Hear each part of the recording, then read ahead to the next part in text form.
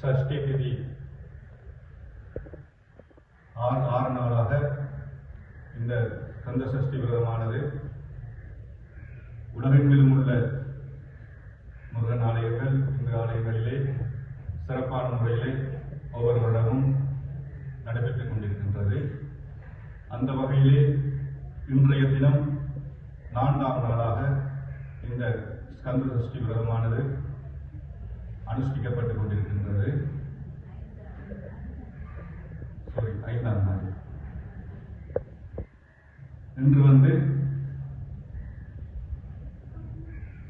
5ஆம் நாளாக சிறப்பான முறையிலே இந்த விரதமானது நடைபெற்றுக் கொண்டிருக்கின்றது. நாளைய தினம் ஸ்கந்த சஷ்டி இல்லையா? அதாவது நாங்கள் அனுஷ்டிக்கின்ற விரதமானது முழு பலனை தரக்கூடிய நாள் நாளைய நாள். அப்ப இந்த 5 நாட்கள் நாங்கள் அனுஷ்டித்த விரதத்தினுடைய முழு பலன், அதாவது நாம் எந்த கர்மம் செய்தாலும் அதுக்கு ஒரு பலனை எதிர்பார்த்தா நாங்கள் செய்வோம். அப்ப நாங்கள் அனுஷ்டிக்கின்ற இந்த விரதத்தினுடைய பலன் நாளைய தினம் நடைபெறவிருக்கின்றது. நாளைய தினம் அந்த வேல் வாங்கும் நிகழ்வு, அதாவது சூரபத்மனை சம்ஹாரம் செய்வதற்காக உமாதேவியார் முருகக் கடவுளுக்கு வேல் கொடுத்த நாள். அந்த வேல் வாங்கிட்டு தான் அவர் சூரனை வதம் செய்வதற்காக செல்கின்றார். அதனை நினைவுபடுத்தும் முகமாக கல்லடி ஸ்ரீ முத்துமாரியம்மன் ஆலயத்திலிருந்து நாளைய தினம் முருகப்பெருமான் வேல் வாங்குகின்ற அந்த நிகழ்வு சிறப்பான முறையில் நடைபெறவிருக்கின்றது. சரியாக 3 மணிக்கு அந்த வேல் வாங்கும் நிகழ்வு கல்லடி ஸ்ரீ முத்துமாரியம்மன் ஆலயத்திலிருந்து ஆரம்பமாகும். ஊர்வலமாக திருச்செந்தூர் ஆலயத்துக்கு கொண்டு வரப்பட்டு சரியாக 4 மணி அளவில் சூரசம்ஹார நிகழ்வானது ஆலய வெளிவீதியிலே நடைபெறவிருக்கின்றது. இந்த சூரசம்ஹார நிகழ்வு நடைபெற்று முடிந்ததும் விசேட அபிஷேக பூஜையானது இரவு 7 மணிக்கு ஆரம்பமாகி அதனைத் தொடர்ந்து விசேட பூஜைகள் நடைபெற்று மறுநாள் பாரணை நிகழ்வு நடைபெறுகின்றது. அதனைத் தொடர்ந்து 28ஆம் தேதி செவ்வாய்க்கிழமை ஜெயந்திநாதர், அதாவது சுப்பிரமணிய சுவாமியுடைய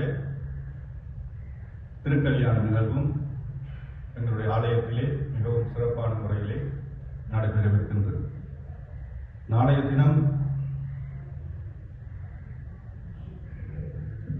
அதிகாலை 3:20 மணிக்கு சஷ்டி ஆரம்பிக்கின்றது.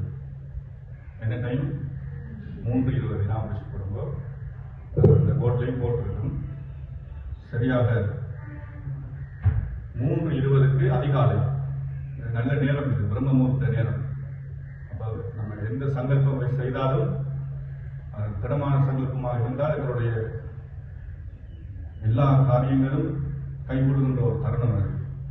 நாங்கள் ஒவ்வொருத்தருக்கும் ஒரு வேண்டுதல் வைத்திருப்போம். அந்த வேண்டுதல்களை இந்த டைமிலே நாங்கள் செய்தால் மிகவும் சிறப்பாக இருக்கும். சரியாக 3:20 மணிக்கு சஷ்டி ஆரம்பிக்கிறது. செவ்வாய்க்கிழமை அதிகாலை 4:33க்கு சஷ்டி வாங்கப்படுது. எல்லாரும் நாம வச்சிருப்பீங்க. சரி, 3:20க்கு சஷ்டி ஆரம்பித்து மறுநாள் காலை 4:33க்கு சஷ்டி வாங்கப்படுது. அப்ப இந்த சஷ்டி உள்ள காலங்களில் நாங்கள் கொஞ்சம் மிகவும் திடமான ஒரு சங்கல்பம் எடுத்து, என்னன்னா எந்த வரம் கேட்டாலும் கொடுப்பார். இந்த சஷ்டி காலங்களில் நாங்கள் எங்களுடைய வேண்டுதல்களை ஒரு சங்கல்பமாக வைத்து நாங்கள் பிரார்த்தனை செய்வோமாக இருந்தால் நிச்சயம் எங்களுடைய வேண்டுதல்கள் நிறைவேறும். சஷ்டி காலம் அவ்வளவும் நீங்க மௌனமாக இருப்பது சாத சிறந்தது. இந்த மௌனம் என்ற அந்த விஷயத்துக்கு நிறைய வல்லமை இருக்கின்றது. அருணகிரிநாதருக்கும் முருகப்பெருமான் வரம் கொடுத்து அப்படித்தான். நான் என்ன செய்யணும் என்று கேட்கிறது அருணகிரிநாதர் சொல்ற, சும்மா இரு, சும்மா இரு அப்படின்னா சொல்றது. சும்மா இருந்ததும் அவருக்குள்ளே நிறைய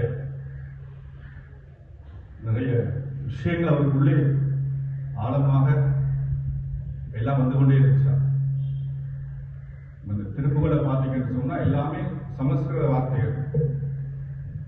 அந்த கச்சியப்ப சிவாச்சாரியருக்கு அந்த சமஸ்கிருத வார்த்தைகள் எங்கிருந்து எப்படி வந்ததே தெரியாது. ஆனா அவர் பாட திருப்புகளை பாட எல்லா பாடல்களும் பாடுகிறார். ஆனா திருப்புகள் யாராலையும் பாட முடியாது.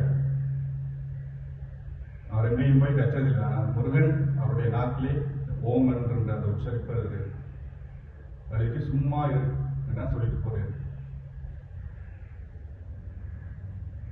மௌனமா இருந்து உங்களுடைய பிரார்த்தனைகளை நாங்கள்